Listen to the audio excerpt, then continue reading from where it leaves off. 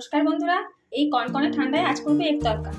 তার জন্য তরকার ডাল আগের দিন রাতে ভিজিয়ে রেখেছিলাম, এখন প্রেসারে সেদ্ধ করে নেবো। ডাল সেদ্ধ হয়ে গেছে।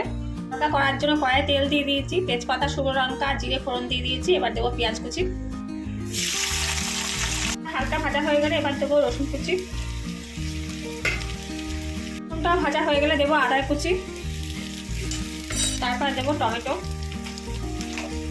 এবার এখানে আদা থাকবো, আর দেবো জিরে আর কাঁচা লঙ্কার পেস্ট। স্বাদ মতো নুন, সেদ্ধ হওয়ার সময় নুন দিয়েছি, সেরকম বুঝে নুন দিতে হবে।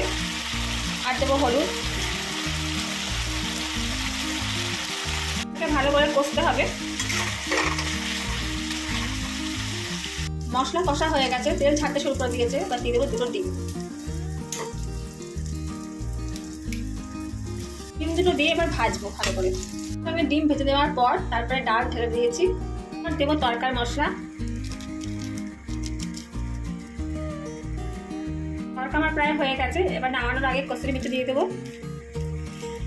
দিয়ে একটু নাড়িয়ে নিয়ে গ্যাস অফ করে দেবো। হয়ে গেছে আমার এক তরকা। এবার রুটির সঙ্গে পরিবেশন করবো। আজ এই প্রচন্ড ঠান্ডায় রাতের খাবার হচ্ছে আমাদের রুটি, এক তরকা আর নলেন গুঁড়োর সন্দেশ। আমার এই রাতের খাবারটা তোমাদের কেমন লাগলো অবশ্যই কমেন্টে জানাবে।